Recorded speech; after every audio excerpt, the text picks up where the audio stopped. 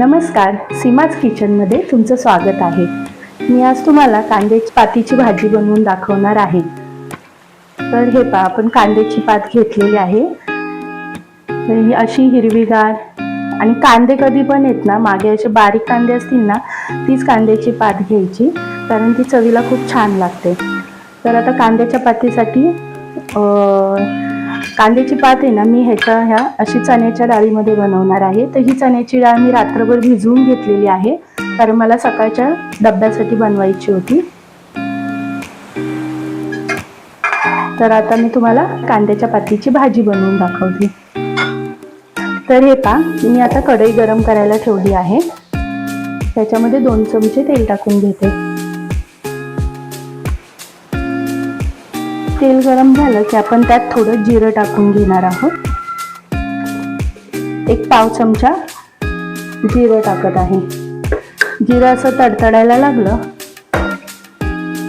की त्याच्यामध्ये मी असं खलबत्त्यात टेचलेला लसूण आणि हिरवी मिरची टाकणार आहे। तर मी हिरवी मिरची आणि लाल तिखट या दोन्हींचं कॉम्बिनेशन करून ही भाजी करणार आहे। खूप टेस्टी लागते त्याची। तुम्हाला हवी तर तुम्ही फक्त हिरव्या मिरची किंवा लाल तिखट, फक्त लाल तिखट वापरून सुद्धा करू शकता। मी दोन्ही वापरणार आहे। आता आपला असा लसूण थोडा परतला गेला ना,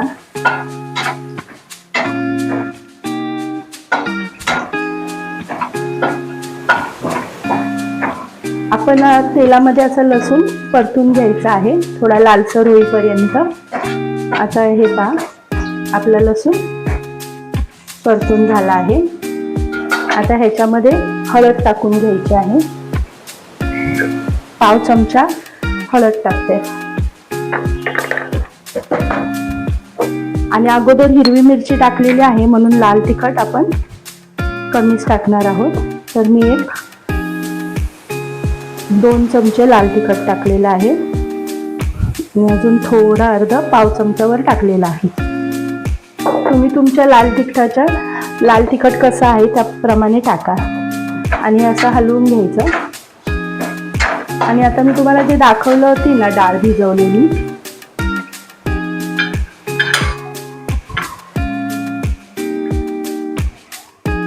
ती पाण्यासहित त्याच्यामध्ये टाकायची। हे डाळ किती छान भिजली, कारण मी रात्रभर भिजवले। तुमच्याकडे वेळ नसेल तर तुम्ही अर्धा तास अगोदर भिजत ठेवू शकता, पण त्याला शिजायला थोडा वेळ लागतो। ही मी रात्रीच भिजत ठेवलेली आणि ह्याच्यावरती आता आपण ना 5 मिनिटं झाकून ठेवणार आहे डाळ। आपल्याला पूर्ण डाळ शिजवून नाही घ्यायची, अर्धीच डाळ शिजवायची आहे। तर मी फक्त 5 मिनिटं असं झाकण देऊन ठेवणार आहे। तोपर्यंत आपण ही कांद्याची पात चिरून घेणार आहोत।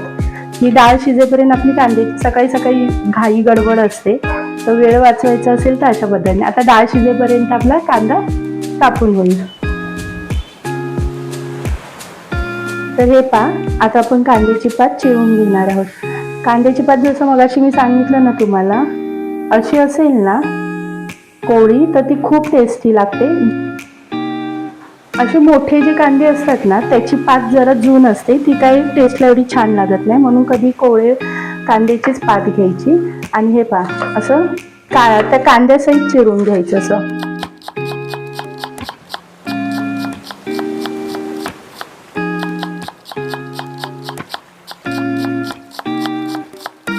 तर हे पहा, एक 5 मिनिटं झाले। आता आपण झाकण काढूया आणि डाळ शिजली का पाहूया।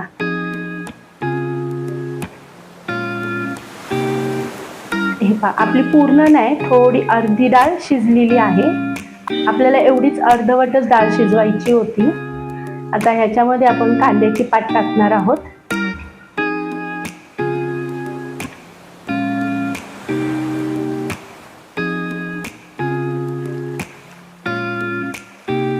आणि एकदा असं सगळं मिक्स करून घ्यायचं।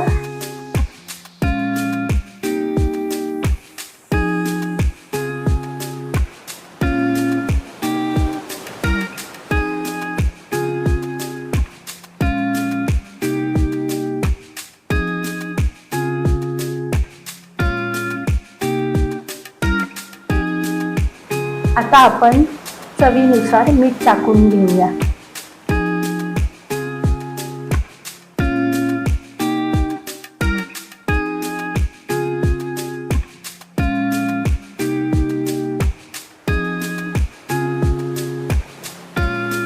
आता या भाजीला आपण परत झाकून एक 5 मिनिटं ठेवून देणार आहोत. 5 ते 7 मिनिटं ठेवायचे आहे.